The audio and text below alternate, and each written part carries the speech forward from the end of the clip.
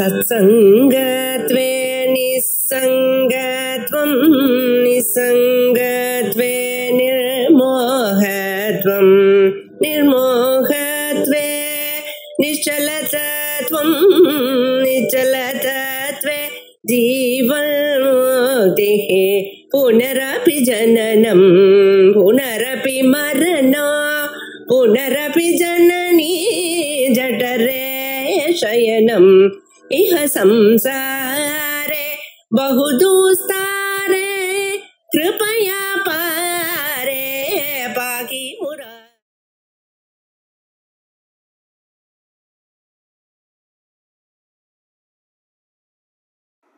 श्री गुरुभ्यो नमः। अद्वैत परिशुद्धि பாதிதானுவృத்திவாதம் அப்படின்னு சொல்லக்கூடிய அஞ்சாவது வாதம். அந்த அஞ்சாவது வாதத்திலே மூணாவது ஸ்லோகம் ஆரம்பத்திலேருந்து கனெக்ட் பண்ணினா 42வது ஸ்லோகம் இப்ப பார்க்கணும்.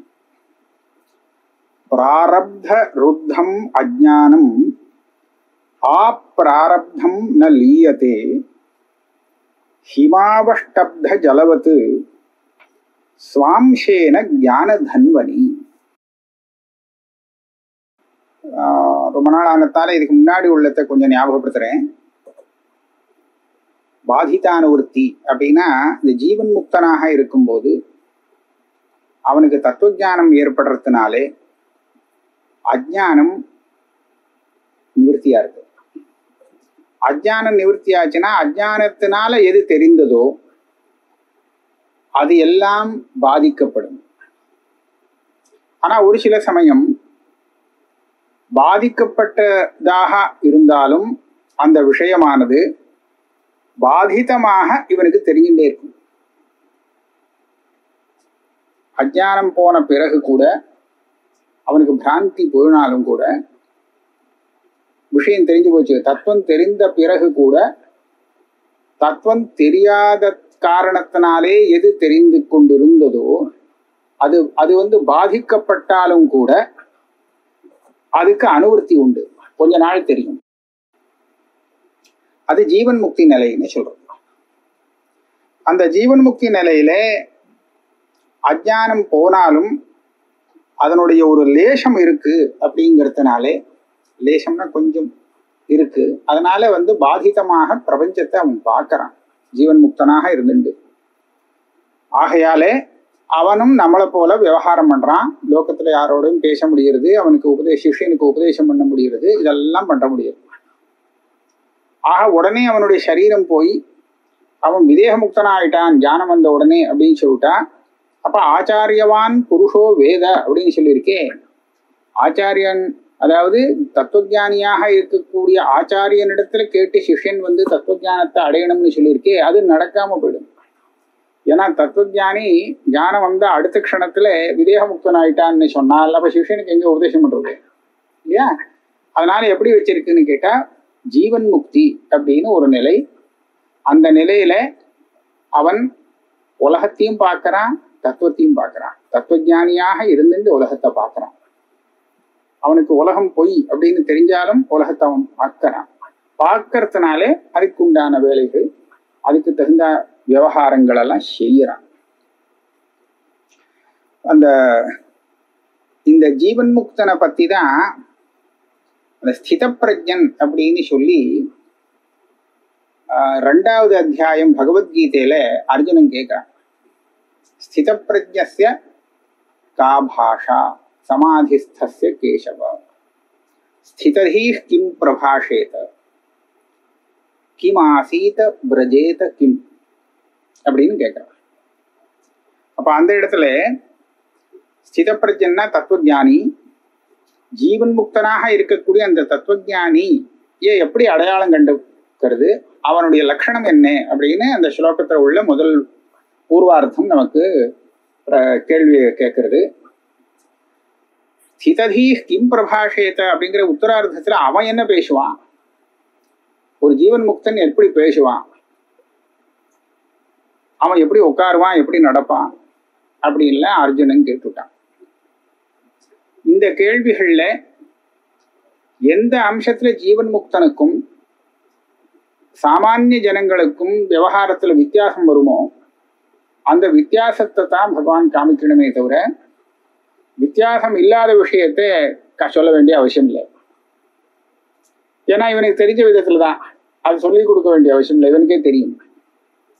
அதனால பகவான் என்ன பண்ணினார்னா, பிரஜஹாதி யதா காமான் சர்வான் பார்த்த மனோகதான் ஆத்மன்யேவ ஆத்மனா துஷ்டா அப்படின்னு ஆரம்பிச்சு ஜீவன் முக்தனுக்கு லட்சணம் சொன்னார்.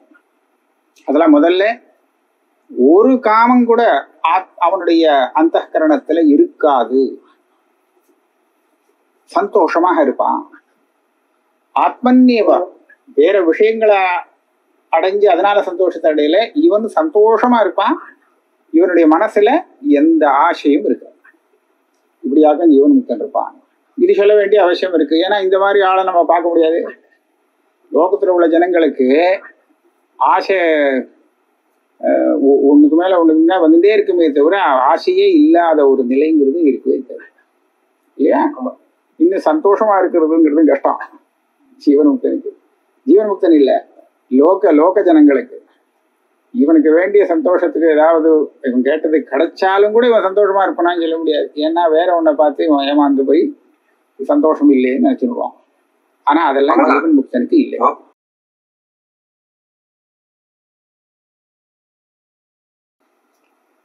இந்த இடத்துல அர்ஜுனனுக்கு ஜீவன் முக்தனுடைய லட்சணத்தை பத்தி சுவாமி சொல்லி கொடுத்தாரே தவிர அவன் எப்படி பேசுவான், அவன் எப்படி நடப்பான், எப்படி உட்காருவான்ங்கிறது சொல்லவே இல்லை.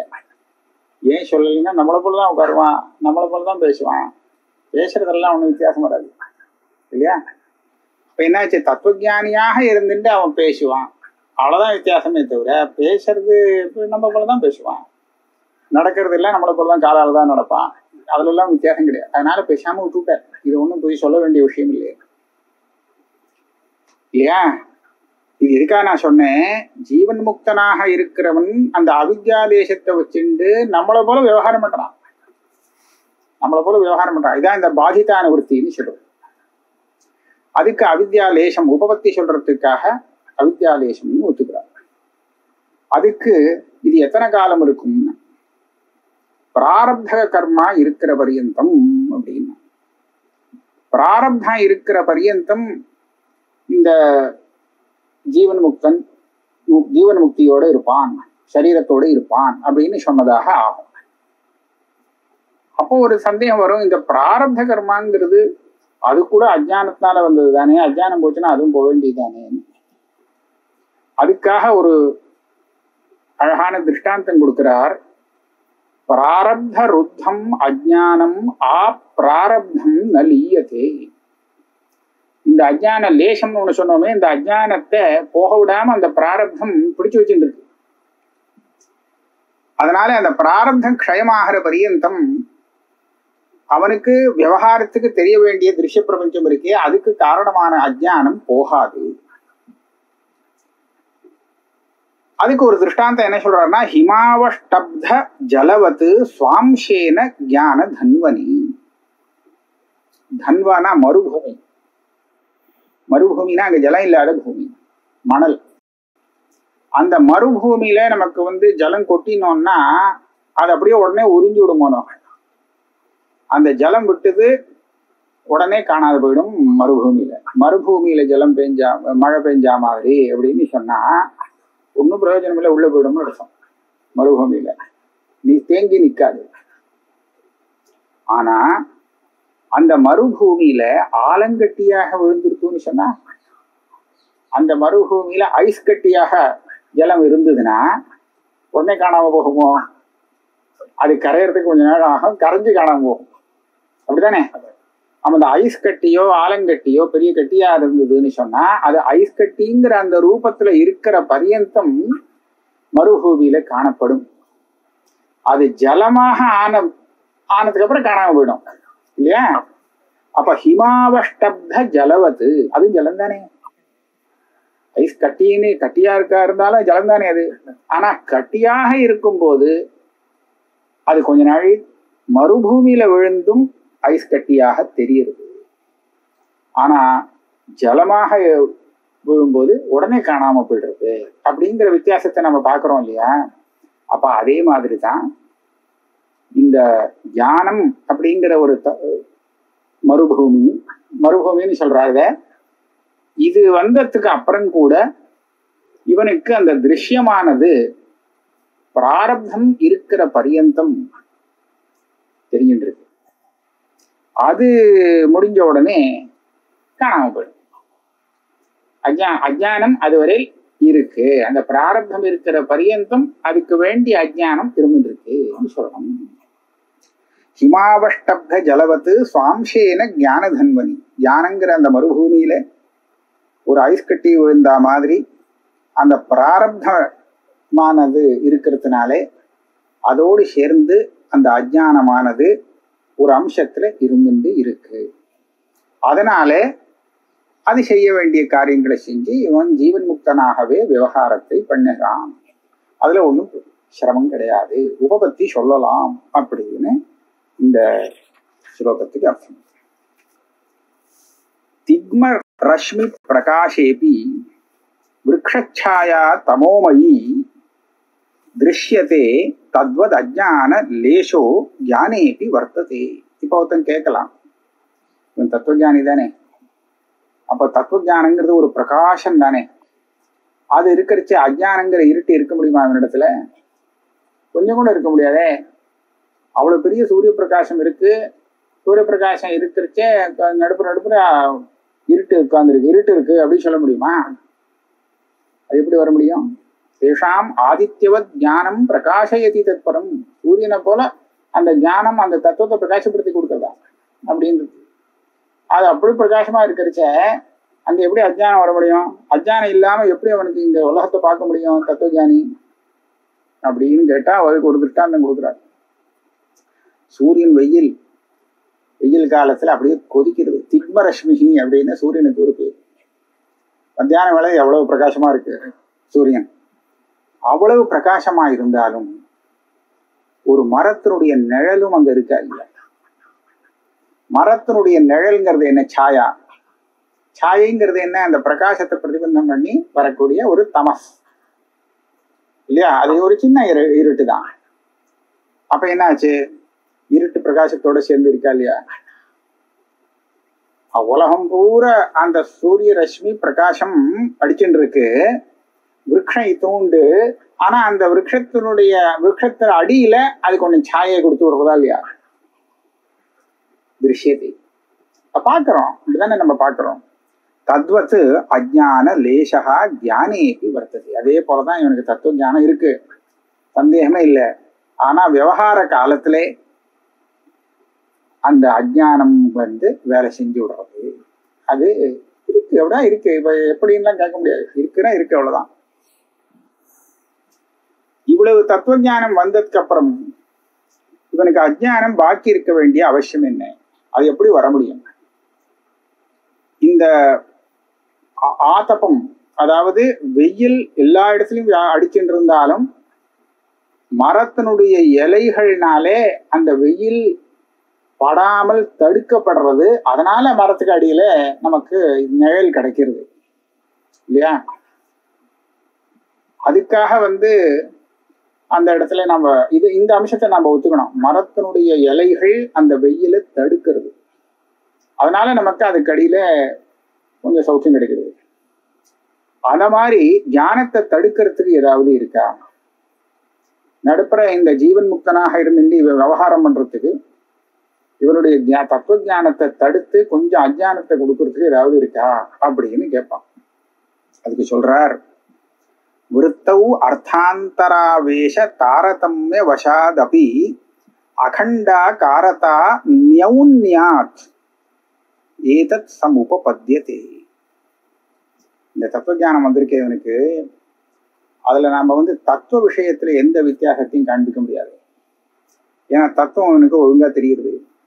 ஆனா அந்த தத்துவத்தோடு சேர்ந்து அர்த்தாந்தரம் விஷயம் கூட அதுல தெரியும். அது என்னது அர்த்தாந்தரம் அப்படின்னு சொன்னா, எனக்கு தெரியுது அப்படிங்கிற நான்கிற ஒரு அம்சம் கூட உனக்கு தெரியலாம். வாஸ்தவமா நான்கிற அம்சமே தெரியாத ஞானம் தான் அகண்டார்த்த ஞானம். சப்தத்தினால அந்த ஞானம் வரும்போது அந்த ரெண்டு சப்தத்துக்கும், அதாவது தொம்பதார்த்தத்தை சொல்லக்கூடிய சப்தமும் தத்பதார்த்தத்தை போதிக்கக்கூடிய அந்த சப்தம் ரெண்டுமே மகா வாக்கியத்துல இருக்கும் இல்லையா? அந்த சப்தத்துல நாம பாதி தியாகம் பண்ணி சைத்தன்யத்தை மாத்திரம் வச்சுக்கிறோம், ஜஹ தஜஹல் லக்ஷணான்னு சொல்லி. அப்ப அதை போதிக்கும் போது அந்த இடத்துல கொஞ்சம் கூட வித்தியாசத்துக்கு இடமே இல்லை, வேற எதுவும் கலப்புக்கும் இல்லை, ஒன்றும் வழி இல்லை. ஆனால் அது அந்த மாதிரி ஒரு நிலை வரத்துக்கு முன்னாடி அந்த விற்த்தியில சில விஷயங்கள் பாசிக்கலாம் அப்படின்னு சொல்றாங்க. கடைசி சரம விற்த்தியில பாசிக்க வேண்டியது இல்லை, முன்னாடி கொஞ்சம் பாசிக்கலாம். நாம் பிரம்மஸ்வரூபம் உலகம் மிச்சே அப்படின்னு சேர்த்து கூட ஒரு ஞானம் வரலாம் அப்படின்னு சாஸ்திர பஞ்சதசிக்காரர்லாம் ஒத்துக்கிறார். நான் பிரம்மஸ்வரூபம், இந்த உலகம் எனக்கு தெரியுறது பிரம்ம சத்தியம் ஜெகன் மித்யா அப்படின்னு ஒரு ஞானம் வரலாமா? அப்ப உலகம் தெரியுறதா இல்லையா? அதுல பொய் அப்படின்னு சொல்லி தெரிஞ்சாலும் தெரியறதோ இல்லையோ? ஆக இப்படி எல்லாம் விஷயத்தையும் பார்த்துட்டு தத்துவத்தையும் பார்க்கறதுனாலே இவனுக்கு வந்திருக்கக்கூடிய அந்த ஞானத்துல வித்தியாசத்தை காண்பிக்க முடியும்.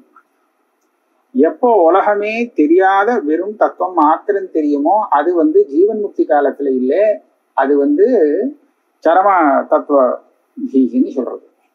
ஆக அகண்டாகாரமான அந்த ஞானங்கள்ல கூட கொஞ்சம் வித்தியாசத்தை கொண்டு கொடுக்க முடியும். கொஞ்சம் மற்ற விஷயங்கள் உள்ள சேரு அதுல விழும்போது அதை அனுசரித்து கொஞ்சம் நியூனத்தை அதிகத்தா இதெல்லாம் சொல்லலாமா? அகண்டா காரதா நியூனத்தை வருதான். அதனால இப்படி ஞானமும் அவனிடத்துல இருக்கு, அதே சமயத்துல மற்ற விஷயங்களும் அவனுக்கு தெரிகிறது. அதனால அவன் ஜீவன் முக்தனாக இருந்து விவகரிக்கிறான்னு சொல்ல முடியும். ஏதத் சமுபபத்தியதை இப்ப சொன்னது கொஞ்சம் கொஞ்சம் அஜ்ஞானமும் இருக்கு, அது தெரியறதுக்கு என்ன வேணுமோ அந்த அஜ்ஞானம் பிராரப்த கர்மானுசாரின்னு இருக்கு அப்படிங்கிறதுன்னு சொல்லலாம். இதெல்லாம் இவ்வளவு தூரம் யாருக்காக சொல்றது? ஜீவன் முக்தனை பார்த்து சொல்லணுமா? அவனுக்கு சொல்ல வேண்டாமோன்னு நமக்கு அவனை பத்தி எதுக்காக சொல்லணும்? ஜீவன் முக்தனுக்கு உலகம் தெரியறதா தெரியலையா அப்படிங்கிறத பத்தி நாம யாரு கேட்கறது இல்லையா? அவனுக்கு தத்துவமும் தெரிகிறது, இது விஷயமும் தெரிகிறது. பாஷ்யக்காராலே சொல்லிட்டா அவனுக்கு தெரிகிறது தெரியல அப்படிங்கிறத தெரிய முடியாதுங்கிறத நீ எப்படி சொல்ல முடியும்? ஒரு அஜ்ஞானி, ஒரு ஞானிக்கு தத்துவ ஞானமும் இருக்கு, அதே சமயத்துல அவன் உலகத்தையும் பார்க்கறாங்கிறது அவனுக்கு தெரியுது, உபதேசம் பண்றான் ஜீவன் முக்தன். அவனுக்கு ஞானம் இல்லை அல்லது அவன் உலகத்தை பார்க்கல அப்படின்னு மூடனான நீ எப்படி சொல்ல முடியும்? உனக்கு என்ன ரைட் இருக்கு அப்படின்னு கேட்கிறார். அதனாலே வாஸ்தவத்துல இதை பத்தி எதுக்காக சொல்றதுன்னு சொன்னா, யாவத் சக்கியந்து நிர்வாச்சியம் மனஸ்தோஷாய சூரிபிகி அந்தே அனிர்வாச்சியதாயாம் ஹி சகலம் பரியவஸ்யதி. ஒரு சந்தேகம் வந்ததுன்னா அந்த சந்தேகத்தை போக்கிக்கிறதுக்கு நாம சில யுக்திகளை அனுசந்தானம் பண்ணணும். ஏன்னா இந்த சந்தேகம் இருக்கே, சம்சயாத்மா வினஷ்யதி, நமக்கு பெரிய சத்ரு இது இல்லையா? நம்பிக்கையை கெடுத்துரும். அதனால அந்த சந்தேகத்தை போக்குறதுக்கு முடிஞ்ச அளவுக்கு இந்த மாதிரி உபபத்தியை சிந்தனம் பண்ணிடுறதா. யாவத் சக்கியந்து நிர்வாச்சியம். இது எதுக்கான? மனஸ்தோஷாய சூரிகி. வித்வான்கள் இந்த விஷயத்துல கேள்வி கேட்கும் போது இந்த கேள்விக்கு எப்படி பதில் சொன்னா கேள்வி கேட்கிறவனுக்கு புரிய வைக்கலாம் அப்படிங்கிறதுக்காக இவ்வளவு தூரம் அஜ்ஞான லேசம் சம்ஸ்காரம் இவ்வளவு திருஷ்டாந்தங்கள்லாம் சொல்லி அதை உபபாதனம் பண்றான். இது உபபாதனம் தான் பண்ணணும்னு ஒன்றும் அவசியம் இல்லை. இதுல எல்லாம் அவனுக்கு திருப்தி இல்லை அப்படின்னு சொன்னால் அந்தே அனிர்வாச்சியதாயாம் ஹி சகலம் பரியவஸ்யதி. உலகம் பூரா பிரபஞ்சம் பூரா அனிர்வாச்சியம், சதசத் விலட்சணம். மித்யாங்கிறது தானே நம்ம சித்தாந்தம் இல்லையா? மித்யாபூதமாக இருக்கு. இதை பத்தி விசாரம் பண்ணி பெருசா ஒன்றும் நமக்கு லாபம் இல்லை அப்படிங்கிறதுல தான் முடியும். உலகம் பூரா அனிர்வாச்சியம் அப்படிங்கிறதுல பரியவஸ்யம். கண்டனக்காரர் கூட இப்படிதான் சொல்ற. லட்சணங்கள்லாம் சொல்ல முடியலையே, அப்படி எந்த லட்சணம் சொன்னாலும் அது தப்பு வருதே அப்படின்னு கேட்டா அவர் சொல்றார், தப்பு வருதுங்கிறது அது சகஜம்தான், அது வரலாம். ஆனா தப்பு வர்றதுங்கிறத நான் எதுக்காக காமிக்கிறேன்னு சொன்னா அதனுடைய லட்சியம் அனிர்வாச்சியமாக இருக்கு. அதை நிர்வச்சனம் பண்ண முடியாது. அது நிர்வச்சனம் பண்ணக்கூடிய நிலையில இல்லை. சத்தியமா இருந்தா நீங்க கரெக்டான அதுக்கு தப்பே இல்லாத கரெக்டான லட்சணம் சொல்ல முடியும். ஆனா அதுவே தப்பா இருக்கே, மித்யாபூதமா இருக்கே. அப்படி இருக்கிறச்சே அதுக்கு எப்படி கரெக்டான லட்சணம் சொல்ல முடியும்? அதை நிர்வச்சனம் பண்ண முடியாது. அதனால கடைசியில அனிர்வாச்சியம் அப்படிங்கிறதுல தான் முடியும். எப்படி சொன்னாலும் சரியா வரல, தப்பு இருக்கு, தப்பு தெரிகிறது அப்படின்னு சொன்னா அது அனிர்வாச்சியத்துல சேர்ந்துடும் அப்படின்னு சொன்ன. இப்படியாக இந்த ஜீவன் முக்திய உபபாதனம் பண்ணிட்டு கடைசியில உபசம்ஹார ஸ்லோகம் போடுறார். தைலாதி தீப சம புத்தி அவிநாஷ்ய லேஷா வித்யாக்ஷபாம் சரமபோத திவாகரோஜ்யாம் ஆதாய யஹ் கருணயா ஜகத் உத்ததார தம் சங்கரம் ஹிருதி பஜே மஹி பாஷ்யக்கார். இந்த ஜீவன் முக்தியை உபாதனம் பண்ணினதுனால நமக்கு பெரிய உபகாரம் என்னன்னா, இதை அடிப்படையா வச்சுன்னுதான் ஆச்சாரியால் நமக்கெல்லாம் சொல்லி கொடுத்துருக்காரு. ஜெகத்தையே உத்தாரம் பண்ணியிருக்கார் பாஷ்யக்கார்.